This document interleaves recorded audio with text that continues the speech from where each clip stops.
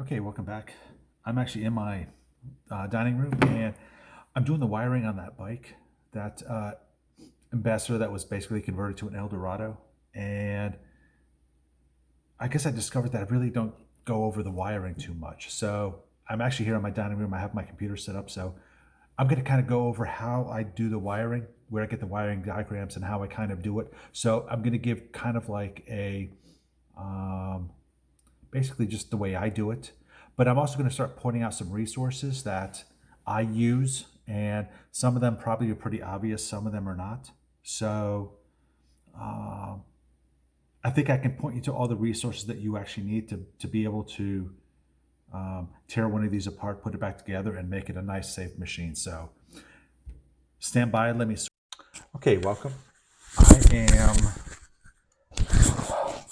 I guess it's best just to start at the ultimate source. This is Greg Bender's website. It's called thisotractor.com. And this is really where I kind of started off. I know when I bought my three original baskets of Moto Guzzis, the gentleman I bought them from recommended I buy the book Guzziology, and I bought it, and it is good. Um, it is a good book after you have it a bike after you have a motorcycle assembled, really. So using it as like an assembly guide is really kind of hard, I think. It's good for once it's done. But this is his website, so I'm just going to go quickly through where I find all the information. If you go to topics, then Moto Guzzi, they also have a section here for Delorto carburetors, which is very good.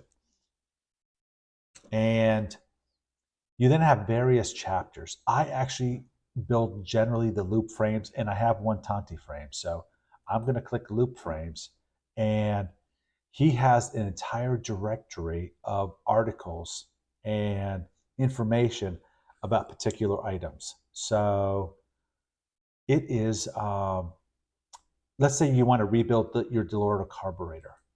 So here is a little article about doing it. And here is a uh, here are photos of um, Greg Bender actually doing it, which is fantastic.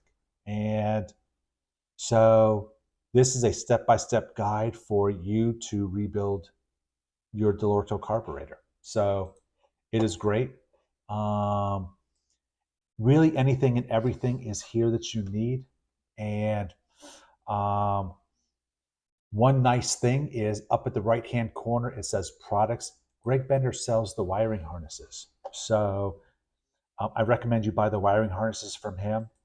When you buy his wiring harnesses, you really get step by step instructions to go along with it. So I'm going to click on the loop frame wiring harnesses, and he has a detailed list of all the harnesses as well as all of the sub harnesses, and there are sub harnesses, and he goes into great detail explaining what each one is and what they look like. And so when you go through an order, I'm going to back up a page. When you click on the link how to order, it is he is in essence going to email you a spreadsheet. I think that's how he does it. I bought from before, but I think that's what it is. And you basically check off yes and no, yes and no. What type do you have? What type of there's a generator, um, a Bosch or a Morelli. So he'll ask you particular questions. So you order the wiring harness from him, and you then can go to his installation instructions, and he has it actually step by step installing the wiring harness. And it is in great detail, and tells you exactly what to do. And it's really a step by step process. So, yes, I've done this, I've used his a lot. And um, it just seems that um, um, I guess I'm building my own now at this point, which I don't save any money. And that's really what I want to say. I do not save any money. And I have a convert, a Moto Guzzi convert that I'm going to rebuild shortly. I'm buying every harness and sub harness from Greg Bender. So it is. I'm not going to monkey around with that. But so this is great for everything. I mean, this is a great starting point, and this is really kind of a great ending point. Um, so if you were to get stuck on your rebuild of the Moto Guzzi, this is really where I would start off first. The second is wiring diagrams. He has some wiring diagrams on there, but there's so many different wiring diagrams. There is a website called guzzitech.org, GUZZITEK.org. And right now I'm on the page where they have wiring diagrams. So I am going to look at the V-twin big block wiring diagrams. So I'm clicking down, and these are all the wiring diagrams he has. So I click on the button that says 2 wiring diagrams. I want to look at the 850s. So I click on the 850 directory, and I have a V850 police. So let me open that up. Okay, and this is where we're going to start. This is a perfect one. It is, while this may look crazy confusing, it is, you really cannot look at the thing in its entirety. You really need to look, in essence, one item or one wire at a time. So let us start with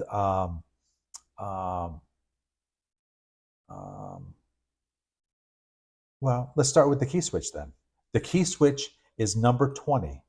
So number 20 is right over here. It's on the left-hand side. So number 20, if we go to the legend, that's the ignition switch. So there are 3 wires, and again, they're color-coded. There are 3 wires that, I'm sorry, there are 4 wires that connect. And I'm going to zoom this in a little bit. And the first is INT, the second is 3030, the third is labeled 1554. So on the back of your ignition switch, you will have these connectors. So you will see a brown wire going from INT going up to item number 3, which is the terminal block with fuses. So this is inside of the headlight bucket. So it goes onto the top of the 7th fuse block. I then go back to the ignition switch, and I have 2 wires going into 3030. The first one is going into item 23, and 23 is the battery. So there's one wire that goes right to the battery, and the other 3030 goes all the way up to the fuse panel again, and it goes into the first slot at the top. So 2 red wires and a brown wire. And then that's third red wire, which is at 1554. That goes all the way up, and that connects into the third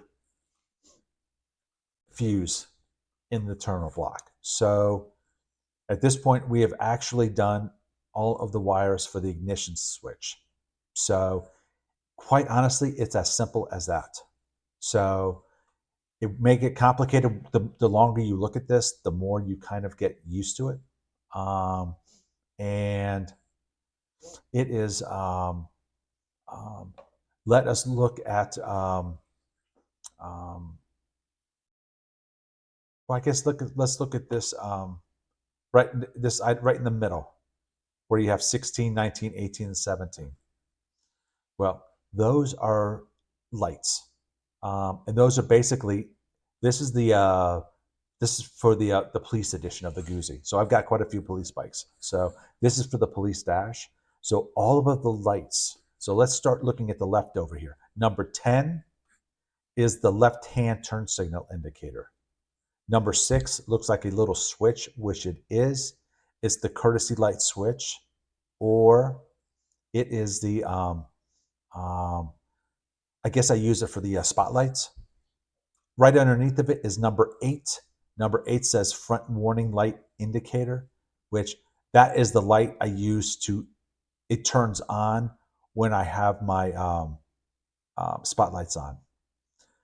Light number 16, and these are the 4 on top. Light number 16 is the high beam. Number 19 is the generator light. Number 18 is the neutral light. And number 17 is the warning light for oil pressure. So let's start with number 17, the oil pressure. So on the side of the motor, there is an oil pressure sensor. And it is a gray wire. So you are going to route the gray wire.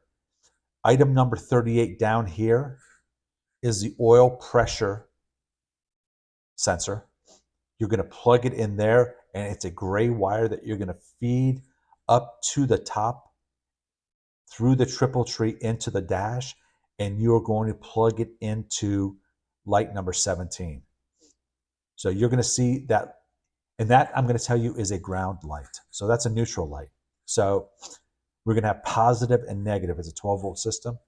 You can see these other wires on the other side. Well, those are going to be the positive.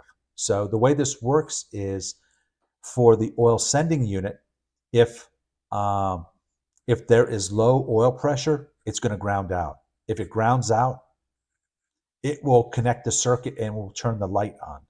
If it doesn't ground out, it will turn the light off, or it will not connect ground, so the light won't come on. And that is the same for neutral. The neutral, there is a neutral switch on the side of the transmission.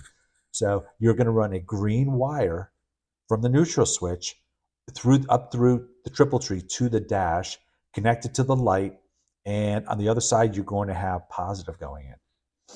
So it is, and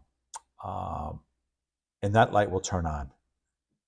Number 19, the generator light. That's the interesting one, because the little black wires that are connecting up underneath of 17, 18, and 19, those are all positive because those are all connecting to the the fifth fuse, the 5th slot on the bottom of the fuse panel. So that is positive. So there's a positive connection, and it's in essence a jumper going from 17, 18, and 19. So that is a jumper, a positive jumper. So on 19 is a red wire that connects to the generator. So what happens is that the moment you click the key on initially, it is that connection on the generator is negative. So that is negative. You have a positive popping in on that generator light. So it is going to come on. So the generator light will come on because obviously it's not running. Once the generator starts running and once it gets up to speed, the polarity will change and it will turn positive. So at that point, you'll have a positive going in one side on the light and a positive going on the other. At that point, the light will turn off. That's actually one of the interesting points. And then number 16 is the high beam light. So the high beam light, it is that's an interesting light because it basically just grounds to the there is no ground wire going to it. So that black and yellow wire coming from the distribution panel in the headlight connects to the high beam, and it will send power to that. And that little light actually grounds out. So the negative is the light is grounded. So if you send a positive charge to the light, it'll come on. So this is really how I do it. I just go wire by wire, and once you go through it, you can kind of see how everything works. And this is just one wiring diagram. They have lots of different wiring diagrams. So I'm going to go back. I'm going to click back, and I'm going to look at a different one. So I'm going to look at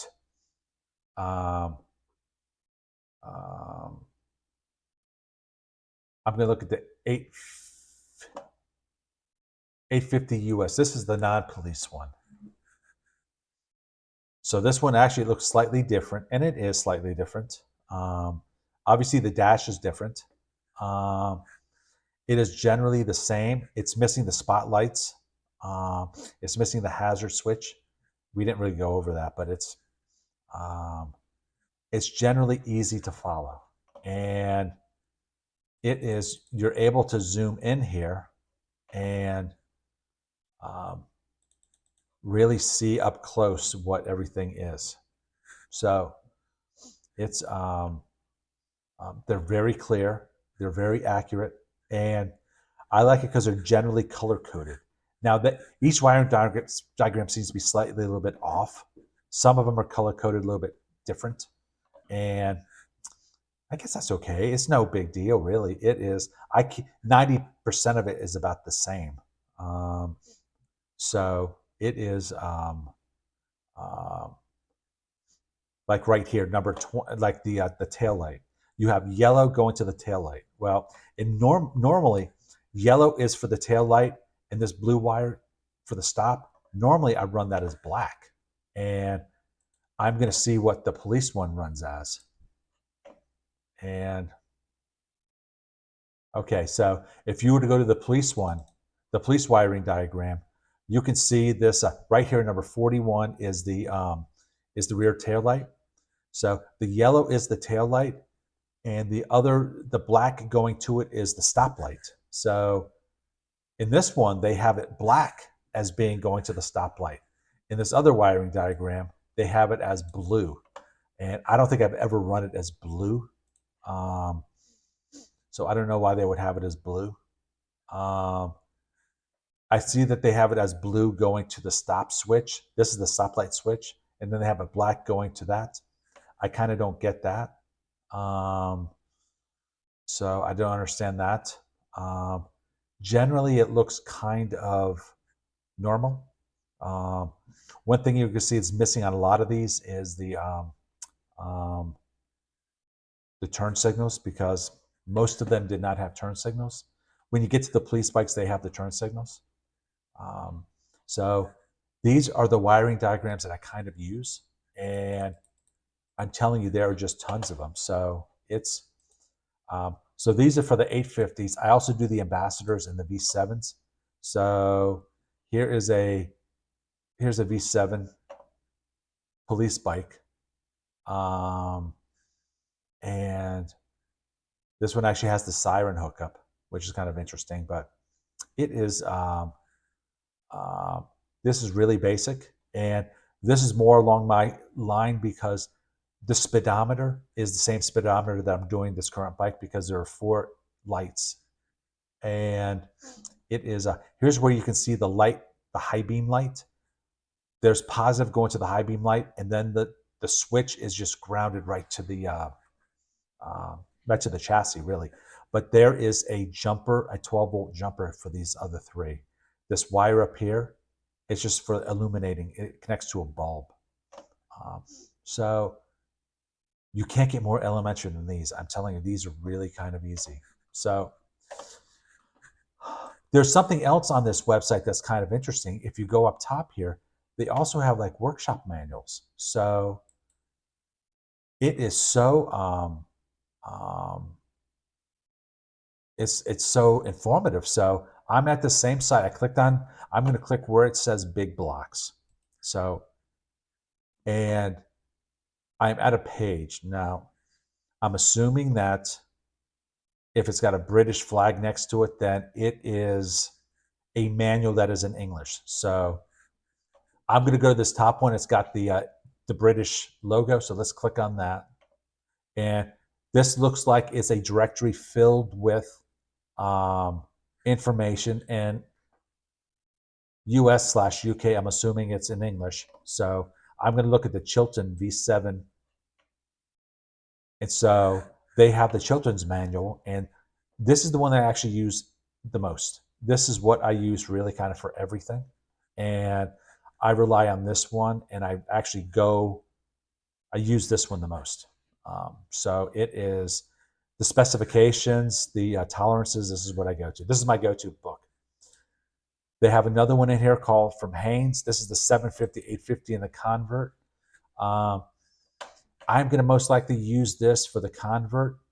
On the left-hand side, you're going to see that it actually contains wiring diagrams too. So let's click on one of them. Okay, so here's a wiring diagram, and I'm going to rotate this. I don't know if I can rotate this.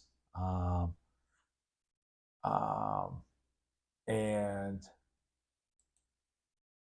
it's got the 850, and it's got the here's the wiring diagram for the convert. I've got a huge one for the convert. That's color coded. So this is color coded too, but it's, let me rephrase that. The wires are labeled the color, but it's nice if it's just color coded. So that looks like it's pretty cool manual, and it looks pretty clear. It is looks very nice,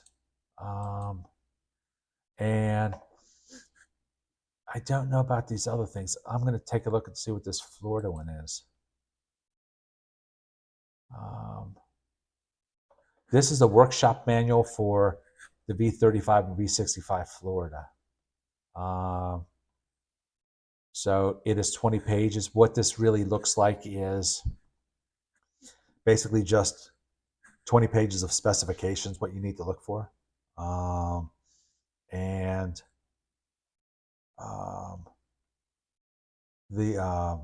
This is the cylinder diameter. This is really kind of important right here. It is, I use these all the time, and it is piston diameter selection, grade A, B, and C. These pistons are actually labeled A, B, or C, so you're really supposed to match up piston A's with cylinder A's and B's and C's.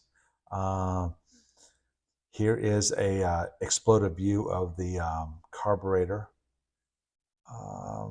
So it looks really kind of looks interesting. Recommendation for the spark plugs and the gapping of it. So that looks kind of cool. And it is for I wonder what this is. Oh, I think that's probably the same directory. And even later models it has.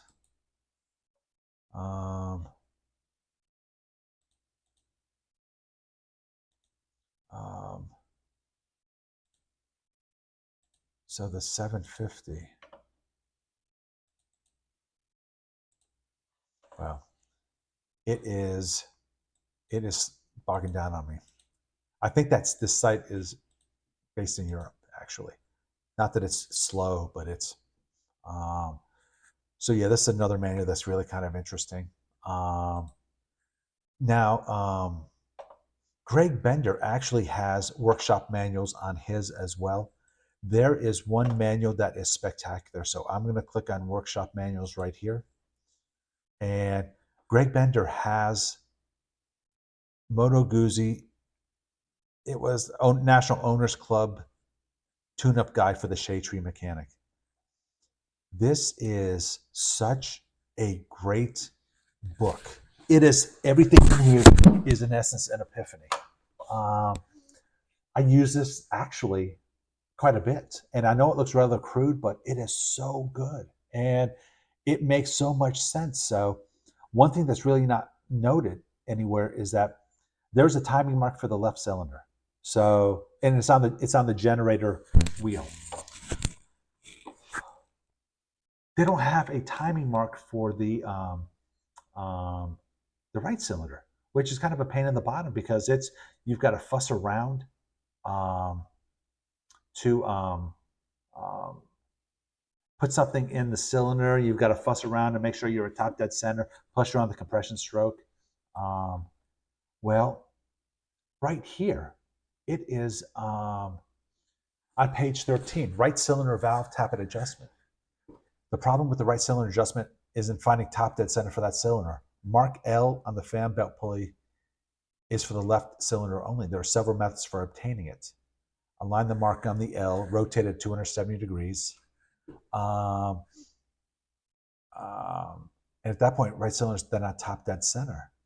And at that point, you just have to check to see if it's on the exhaust stroke or the compression stroke. So what I do now is that I take these wheels off and I use a degree wheel and I mark top dead center. And I cut there is a little tiny notch in the generator pulley of those marks 1, 2, 3, and L. So there are indentations in it.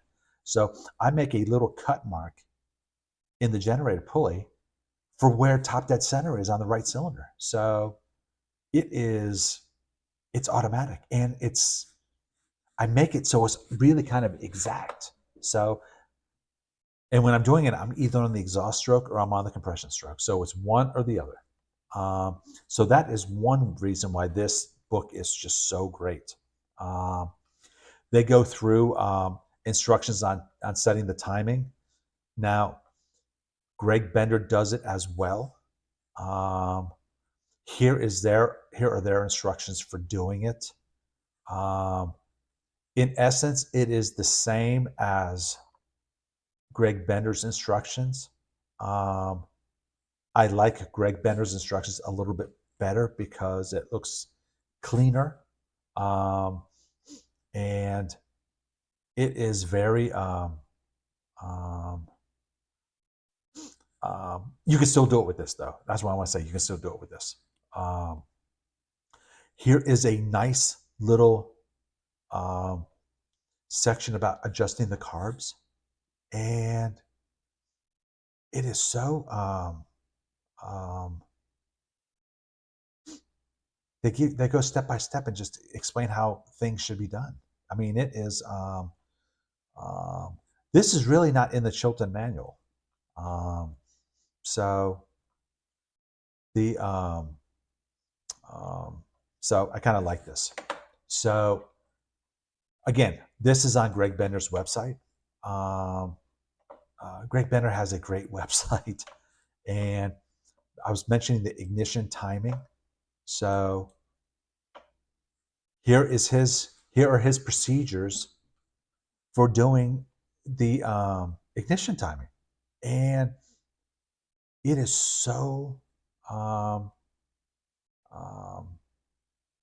it's fantastic. Now, setting top dead center, you're doing it 90 degrees. You're making that mark 90 degrees away. Well, it's 270 degrees away, but it's 90 degrees away from the fourth mark. But this one, I like it because they emphasize that you time this based upon the third timing mark. And it is the third mark is the actual static timing mark. So it is, it's very,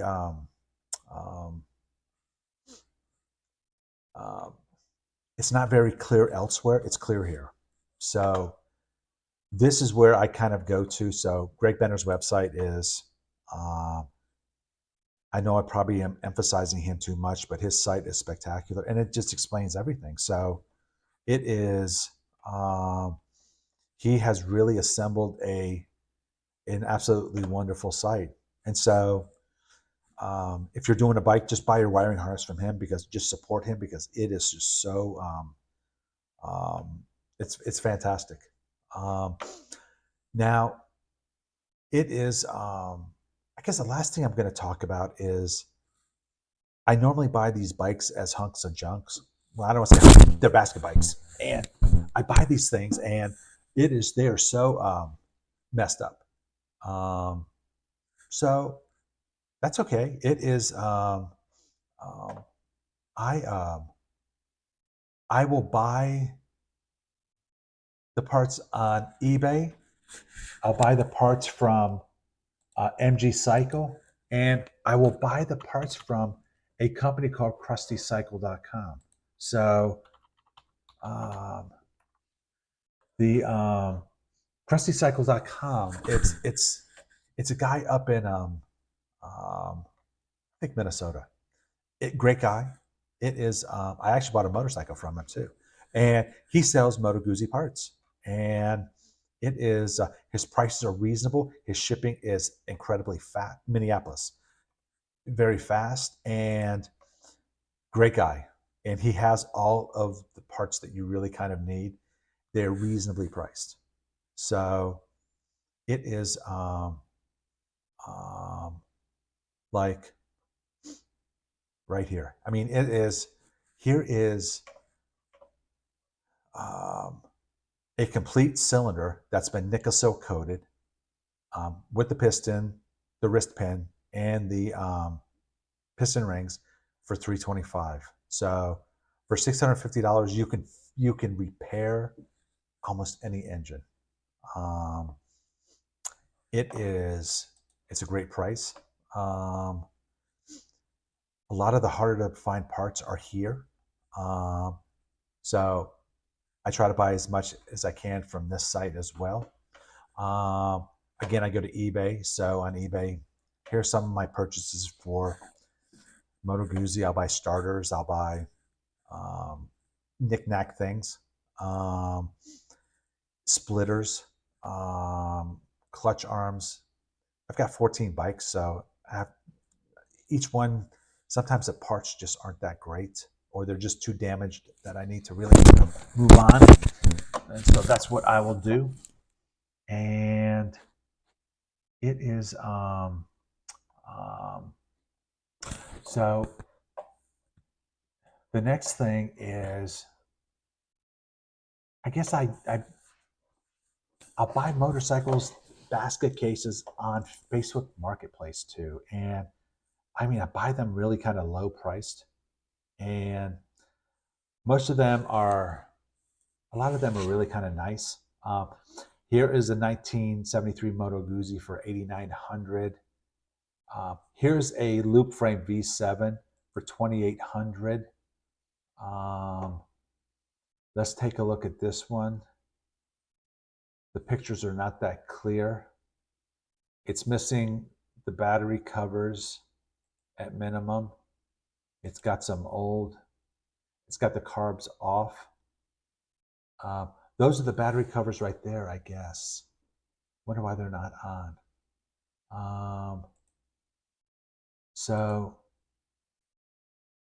it is, it's got a great speedometer. That doesn't look like a great speedometer, but that's a great speedometer.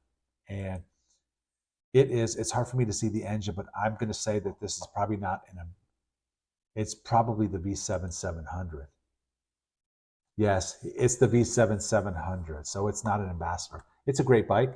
I don't think $2,800 is, I think that's probably a little bit too much. It is probably, I probably would be in the $1,200 range for that bike. Here is a Ambassador that looks pretty good. It's a V7 750. I think it's wrong. I think the side covers are wrong. I think that this could be a the side covers, the battery covers are actually for a. I don't think they're for a Ambassador. If they are, it's like a super early one. The valve covers are for an Ambassador. They're not for an earlier V7.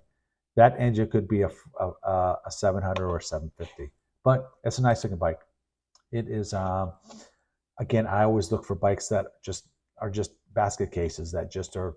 It's basically you're buying buckets of parts, and so that's what I do. I just look around, and if I see anything that looks interesting or appealing that I want to basically build, I'll do that. Here is a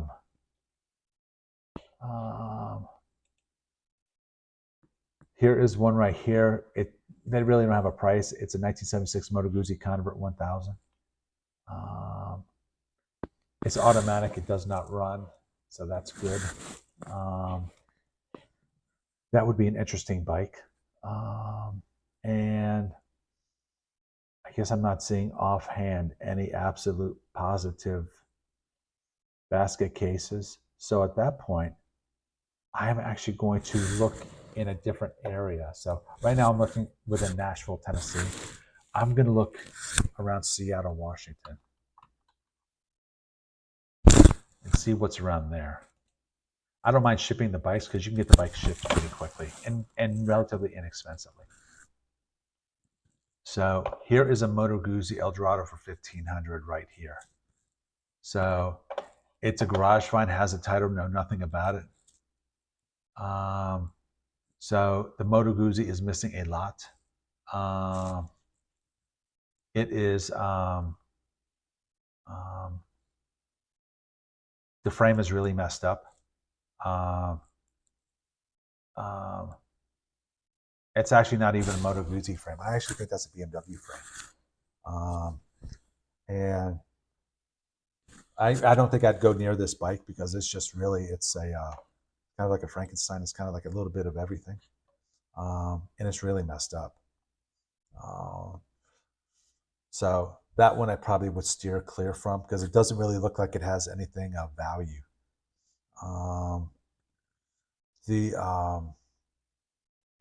Going through and just seeing if there's anything that looks appealing right now. I am going to say that, okay, here's something. Here's a Moto Guzzi tank for sale. Got a big old dent in it. So this one I probably, and a fender. I don't know about the front fairing, but it would be okay. I mean, if I needed a tank, I could probably get that dent out, the bulk of it. And so I guess I'm going to wrap this video up. I know I've been rambling a little bit on this, but I guess I want to just go over a little bit about my wiring diagrams, where I get them from, and what I do.